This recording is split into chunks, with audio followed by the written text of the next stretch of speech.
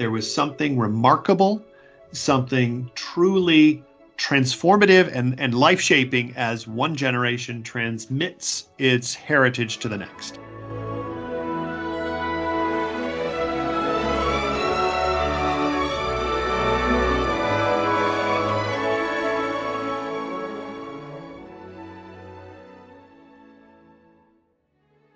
Hello, and welcome to the Arts of Language podcast with Andrew Pudewa, founder of the Institute for Excellence in Writing, or as many like to say, IEW.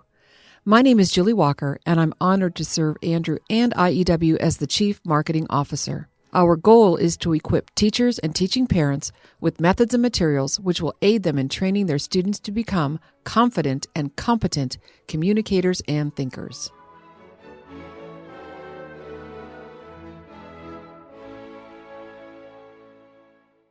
So, Andrew, we often have conversations about IEW being classical. Is it really classical? Can it only be used in a classical school?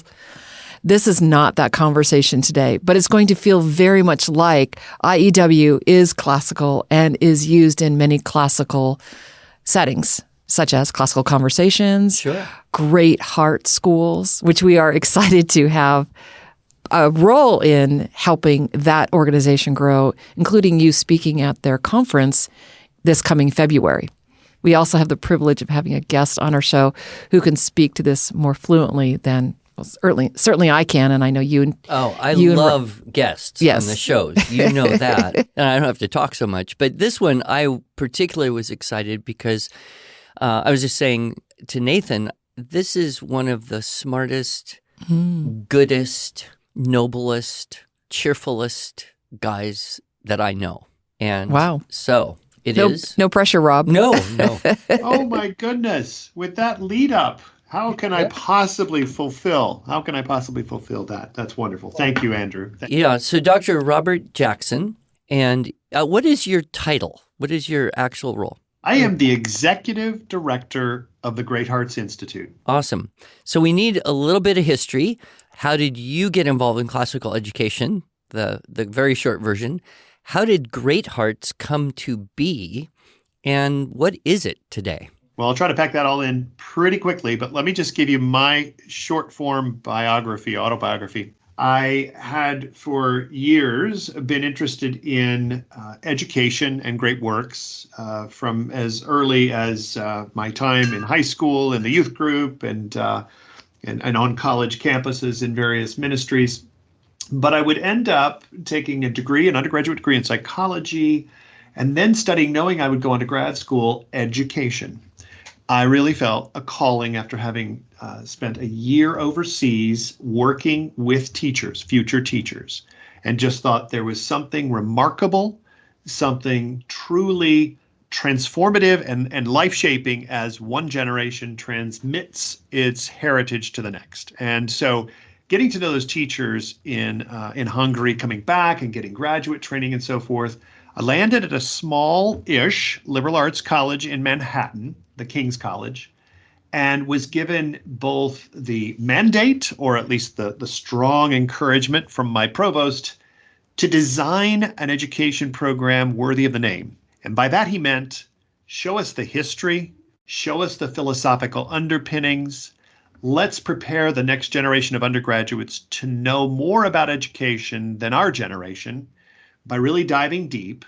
And then in the process, prepare and equip them to go out and to take their place in classrooms across this country, and perhaps even to lead and start schools.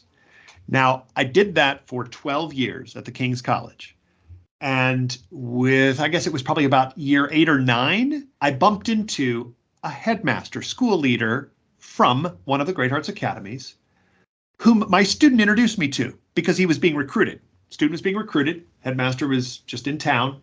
He introduced us. We hit it off. He invited me to come see the Great Hearts Academies. I visited and was just smitten. I was awestruck because I'd been watching charters and, other forms of classical education, but I'd never heard of the Great Hearts Academies based in Phoenix, Arizona. But after I did, I quickly changed my tune. I was telling students primarily that were thinking about going into the classroom, well, you'll probably want to find a classical private school. Maybe you'll want to join Teach for America. This is back in the 2000s. But as soon as I discovered Great Hearts, I thought, you've got to go. You just got to go and check it out. At least give them the first right of refusal. Several did. Several were employed by the Great Hearts Academies. At that point, I believe there were probably about 15 or 16 schools in Phoenix serving 6,000 or 7,000 students.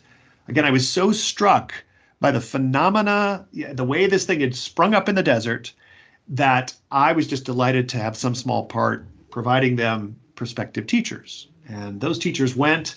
Eventually, I got a call from the co-founder, Dan Scoggin, who asked if I could come out and help, perhaps because he saw, I would say, the quality of the young people that left my classrooms.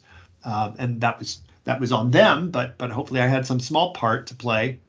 And because of those relationships that were forged with Great Hearts, they were looking for someone to help and to lead and to establish more connections and more positions within higher education where we could recruit and where we could train teachers ultimately from Great Hearts. And that's how I joined them in the year 2013, 9 years ago. Well, and it must have been almost for you this sense of having finally found, this great mission that you completely align with, because when I'm around you, you just ooze enthusiasm. You are enchanted. You are enchanting. Anyone who listens to you for any length of time wants to get in, do it, be part of it. I'm just curious, when was the first Great Hearts School opened? Do you know? 20 years ago this year. So in 2002, the Veritas Preparatory Academy was opened in a rental facility, a church that they were renting, with 120 students, grades 7 to 12. Actually, at the time, it was grades 7, 8, 9, and then they would add a year each year. So 120 students. And as I mentioned, that first decade, they saw the first school followed by literally 14 more that opened up one after the other. In fact, they started as prep schools, but then realized we could do so much more if we begin working with those grammar school students. So they opened K-5s, added a 6th grade to the prep school. And from 2010 onward, we only opened complete K-12s under Great Hearts. And so there's typically, if you come to a Great Hearts Academy, you will typically find 2 campuses co-located, two sort of facilities, but it's a single facility just kind of divided in order to keep the K-5 elementary students and the prep school students separate relative to their classroom space and some shared commons with athletic facilities and theater and performing arts centers and so forth. So that growth that, again, I first witnessed in, I guess it was 2011, was just explosive because they had found a need. They had found and tapped into a need that parents were expressing for a better form of education. And these are classical, charter, and therefore public schools that are available to anyone who wants to apply. The state has a lottery system, right, so that there can be a fair distribution of those seats. And these charter schools, and Great Hearts Academy is just absolutely devoted to Mortimer Adler's dictum, the best education for the best is the best education for all. So what was perhaps once available only within elite academies should be brought to everyone in the community. And that's how they grew. I love that. The best education for the best is the best education for all. That is magnificent. And that is painful rapid growth. Mm-hmm. Now, I'm assuming Arizona is a very charter school friendly state. Not all states would be quite so amenable. But to start a charter school, I mean, it's quite a process, isn't it? Just give us in a nutshell, what do you have to do to get a school up and running? Well, as you allude to, the state and the state's regulatory apparatus is the first thing you need to understand. Charter laws are available in all but 2 of our 50 states. and thus make it available under the guidance of the state, the Board of Education, the Department of Education. But depending on how your state approaches these, those charters can be more or less easy to access or to promote or produce. And so in the case of Arizona, when they first opened Great Hearts back in 2002, the application was made to the Charter Board, which was a separate or independent entity that oversees and regulates all charters within the state of Arizona. And to your point, today, nearly 20%, 1 in 5 school-age children are served by a charter school in Arizona. So it has been really a leader in the country in terms of charters. To your question, the application for the charter, presenting the model that the school entity intends to deploy, the staffing and business model, so that there is obviously a fiduciary plan for how to execute. And ultimately, because as I said, the state requires a lottery mechanism, you have to advertise and or promote the school so that its availability or accessibility is given to everyone within the community. Those are the essential steps, but you really have to think through, okay, what's our model? Because effectively that's your entry into the market, if you will, the parental market. And then you have to think through the business model, which I think is probably where a lot of folks, idealistic folks, folks like myself, really have had to learn what is required to prop one of these up. I mentioned the rental space for the first school. We did a lot of rentals at Great Hearts in the first decade. Today, we're at a different place. We have sort of a different capacity and are largely propping up new school builds. We've kind of built a model or constructed a template that allows us to produce for relatively inexpensive. And when I say that, we're still talking about multiples of millions, right? But nonetheless, we can pencil it, as they say, to produce a school that has the facilities that we want to produce. And these schools average on the lower side, the grammar schools are somewhere between 500 and 600 on average. And similarly, the prep school will average between 600 and 700 students in each. So they're small by standards of our district counterparts, right, of the public schools down the street. But that being said, I would repeat that getting familiar with charter laws in your state to determine if, in fact, this is something that will be likely, because there may be very limited numbers of charters, or there may be a real openness to charters. We are in Arizona and now Texas. I should get to that quickly just to express the growth. And that's because both of those states have been amenable to charters. But then I would say the business model is the thing to be mindful of for anyone who's really serious about propping one of these up and being attentive, always attentive to your base. And by that, I'm talking about parents, community leaders, even those within the community, business leaders who've come to see the value of placing one of these schools in their community.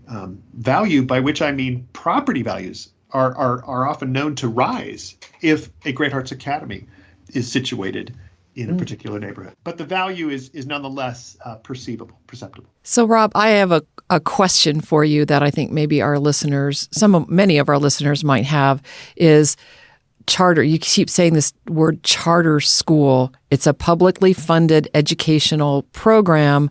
How is it different from the public school down the street? Or how is it different from homeschooling through a charter school? This is not a independent study type program. This is a 5-day-a-week program. Is that correct? That's right. And I think you will see even Great Hearts has begun to investigate because of the interest in some of these modified approaches.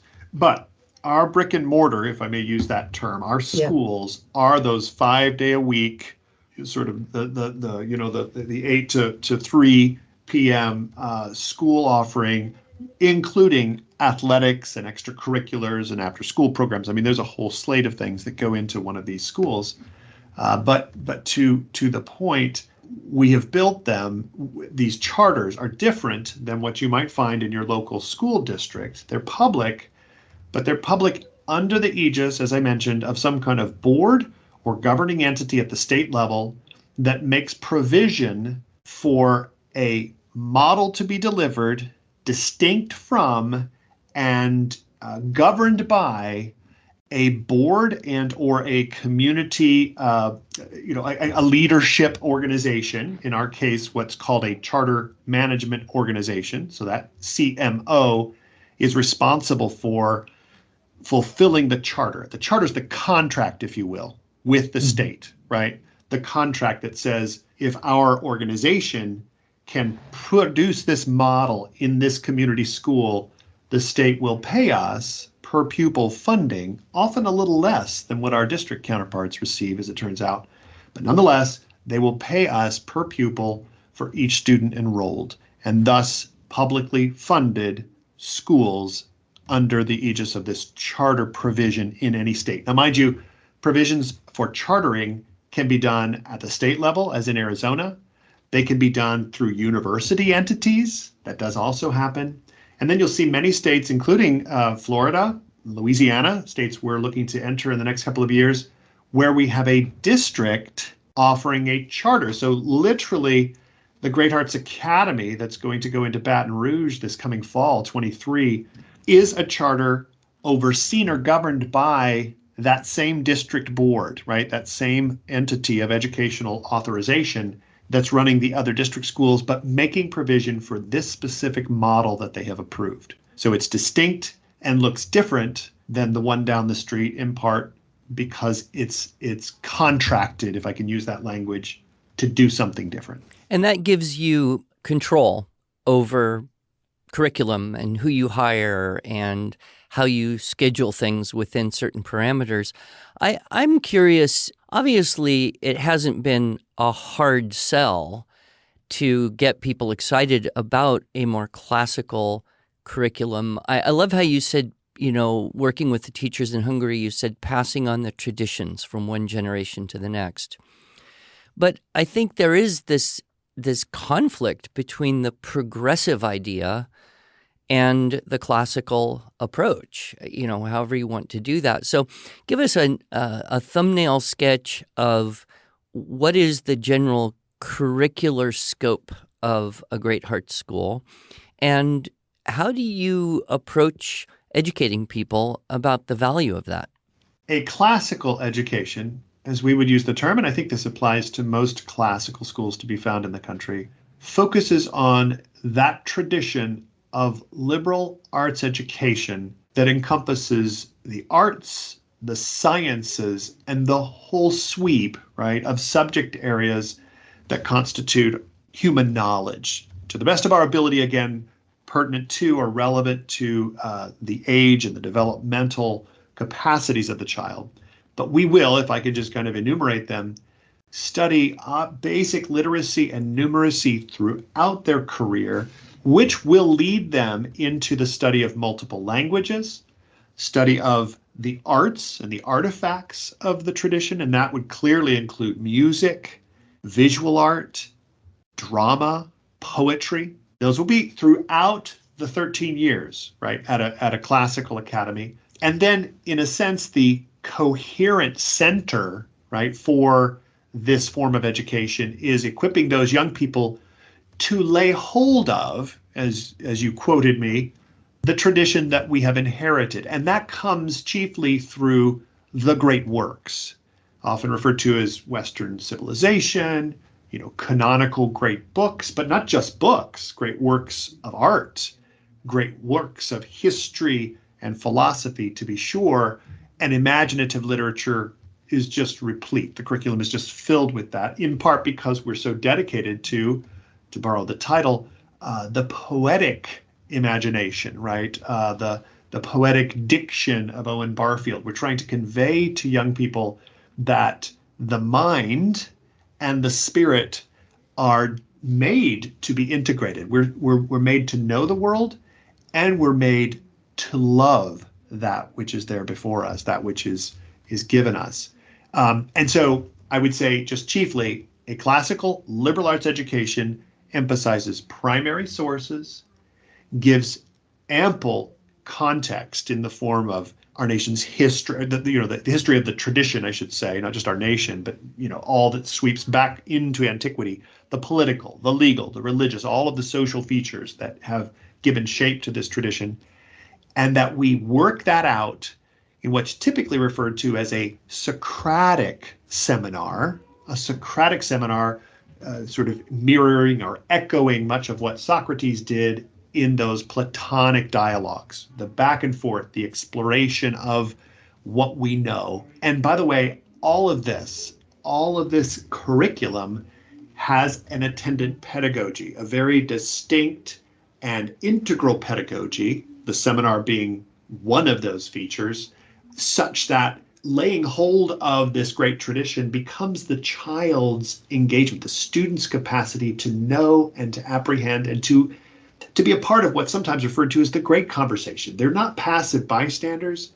They are certainly not those who are just sort of receptacles being filled up. They are agents, right? They are active in coming to terms. They're joining this conversation that stretches over literally millennia. And they do that in the context of a school culture that emphasizes civility, curiosity, intellectual modesty, honor, nobility, as you said earlier.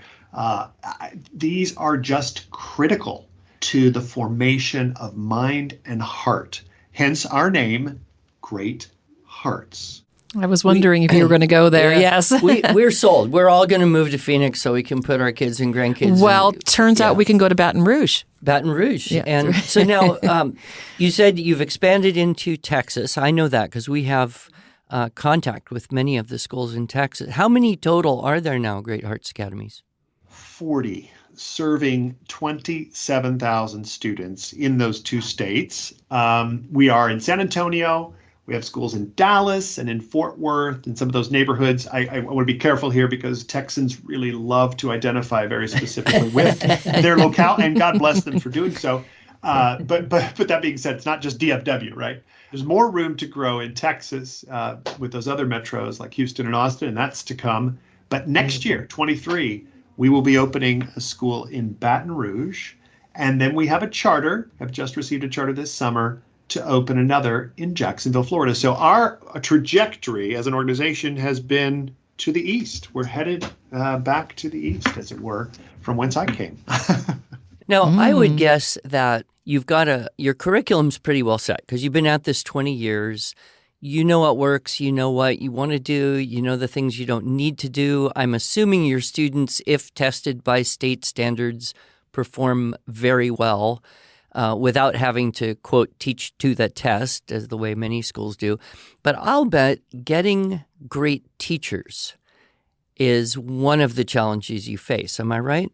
It is absolutely job one. I've often said that our talent team, right, those who go out and recruit, the folks, I told you I was engaged by a headmaster who was out in New York City, recruiting.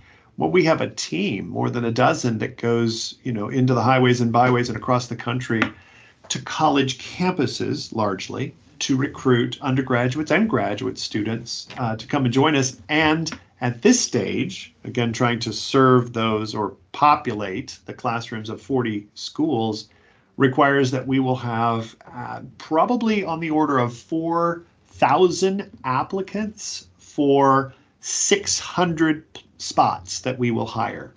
And so it is just a nonstop, constant cycle of generating more and more leads. And to find the right kinds of teachers, as you said, means that we're really looking for those who have some inkling of the liberal arts tradition. And if they weren't necessarily steeped in it, because most of us did not have a classical education in the past couple of generations, if they weren't steeped in it, are they receptive to it? Are there signs that they are hungry, that they want to discover the tradition and they're ready to learn, right? They're truly receptive and eager to pass on that tradition to the next generation. Those teachers, those types of teachers are not easy to find. I'll just put it that way. They're not easy to find, but they are crucial to the success of our endeavor.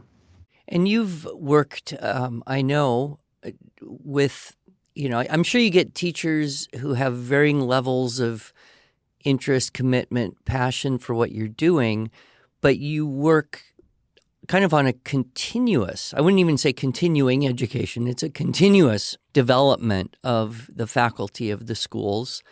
That, I think, is something that's both challenging and attractive. People want to be part of something that is growing, that is vibrant, that is enriching. And, just working for a school and you kind of get into this grind, and after about 5-6 years, it's so easy to think, what am I really doing here? Am I making a difference? Is it worth it? But at your school, what do you do to keep those teachers growing and more integrated? Because obviously some of them have to take over leadership roles at a certain point. You have to grow and recruit from within for the leadership, I'm sure. Oh, that's absolutely right. And I would say that training or assimilation into classical education, because again, I would say the majority of our teachers would not have received a classical education, would not have gone to a Great Hearts or a Great Hearts-like school, but they may have joined a Great Books program in college. They may have been a reader all their lives. And in any case, when they come into our academies, we begin first with that school leader whose primary responsibility is to cultivate the faculty, to equip and to assimilate them into the school culture that I described by way of the pedagogy, right, that we deliver, which focuses on the content. Why do we teach mathematics as problem and proof and that sort of solution, the development of mathematical thought and thinking? Because that's intrinsic to the nature of the discipline. Why do we teach history with a sympathy and an expression that these who've gone before us need to be understood on their terms, what they were facing, with an understanding that we weren't there. The stakes and the rules of engagement, it was just another time, another place, but they were human as we were human. What do we see there, and how can we read their stories, their lives, in a way that helps us to recover some of our humanity, to understand our humanity from whence we've come? And I use those two examples simply to state that if we can find teachers who love their subject matter, and that is crucial, but secondly, and equally important, love students, and again, that desire to transmit what they know to that next generation, then we can work with them. And the school leader is primarily responsible. We call them headmasters or head of school. That term, it actually derives, the headmaster derives from the notion from kind of yesteryear of the headmaster teacher. These are master teachers coming up through the ranks that are now providing that oversight and equipping that faculty. But at the network level, we're blessed because essentially we have 40 headmaster teachers, right? 40 schools, 40 leaders.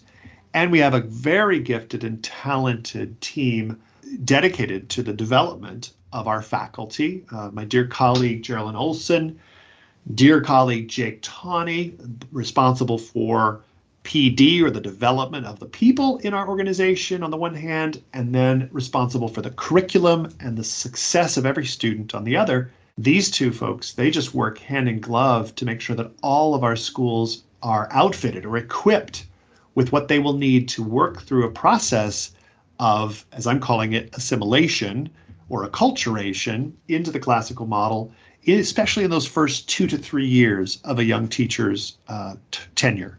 So important that they know that they have a headmaster who absolutely is devoted to them and is devoted to their success, and that there's a network-wide set of structures that are there to support them with their lessons and their planning and their preparation, and with models or master teachers to whom they can go to understand better the craft of teaching. You began with kind of just your Great Hearts people, and you started a conference, and I think I missed the first one but came to the second one, if my memory is correct.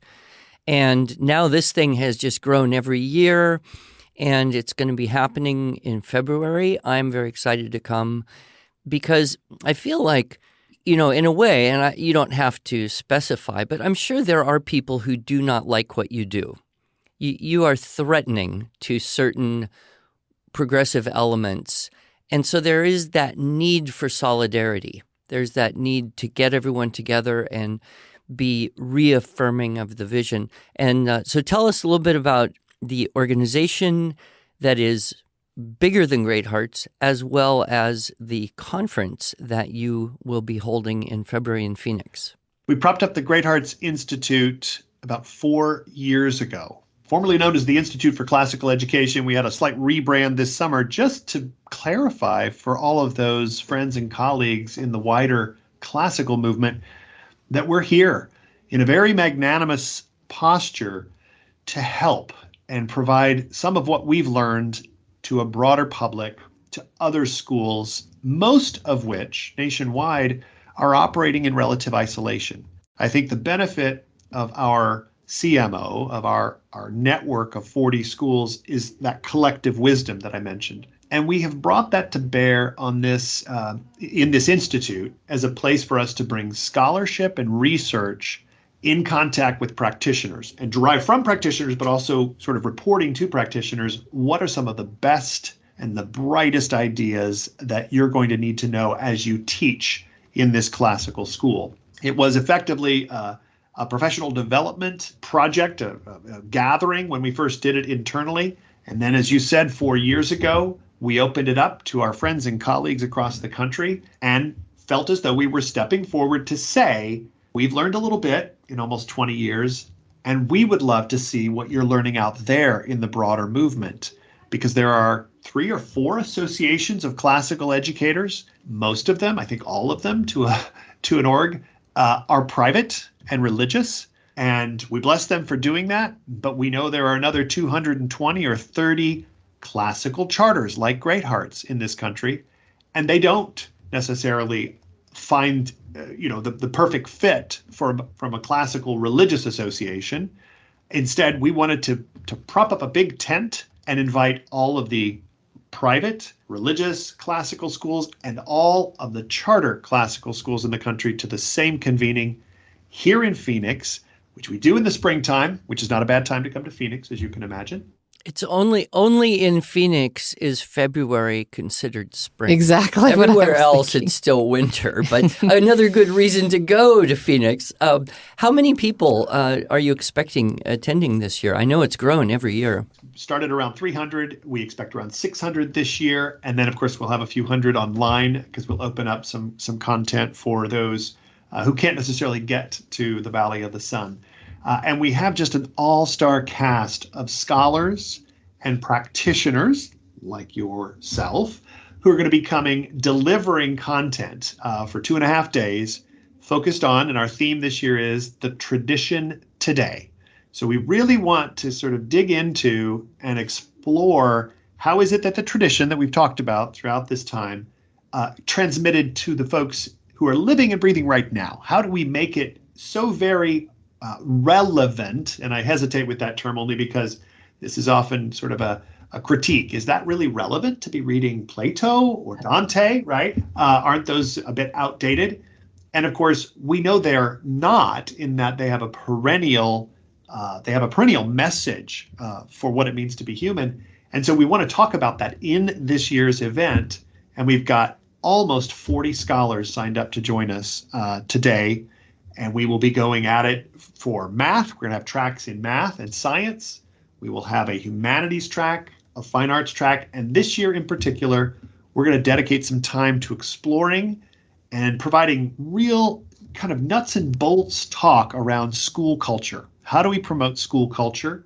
And then through all of it, leadership. What do we do to lead this movement forward? I think that's particularly salient to this moment because a lot of folks have begun to take notice of classical education, and they need to understand that in their local community, they potentially need to consider how they will add value or participate in the classical movement in some way, shape, or form, whether they're a parent, whether they're a potential board member, whether they're a teacher, or even a prospective school leader.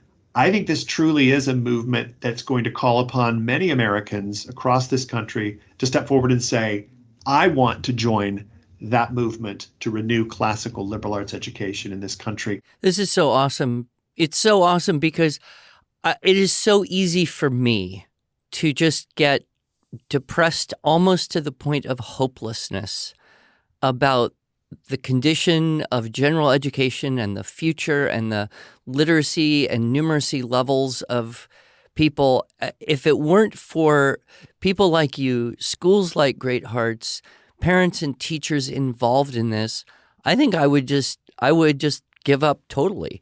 So I need to come to conferences like this just to keep me hopeful for the future.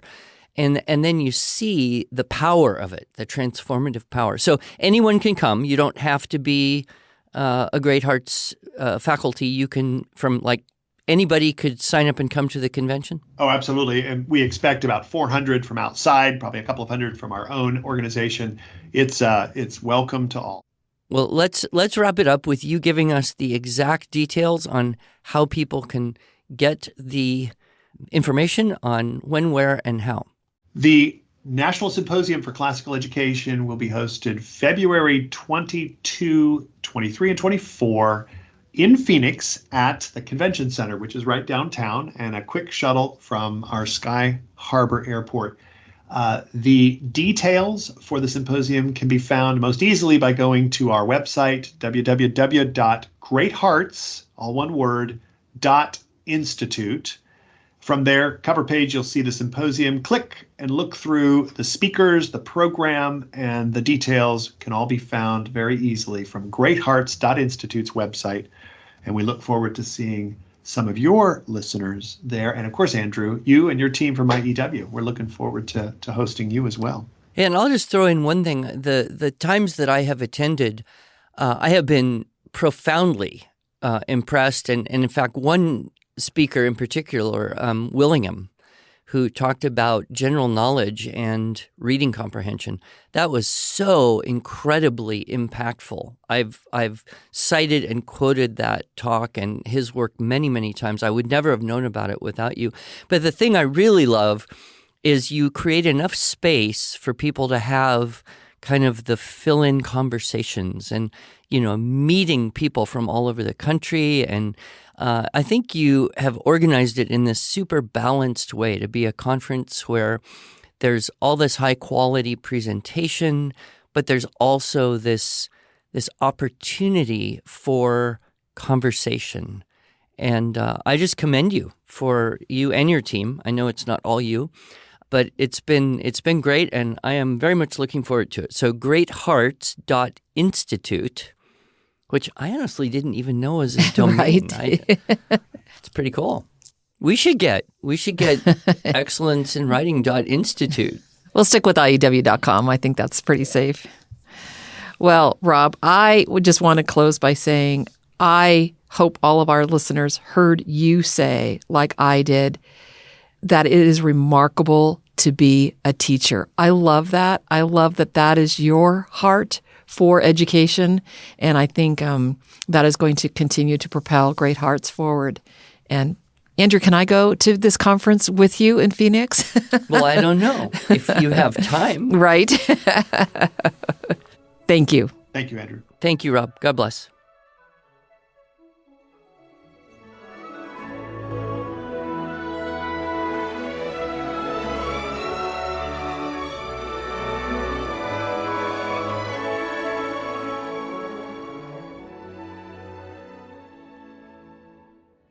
Thanks so much for joining us.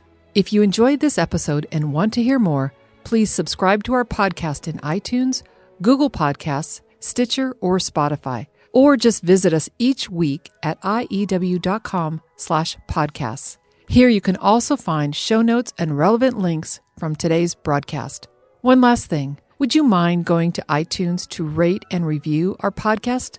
This really helps other smart, caring listeners like you find us. Thanks so much.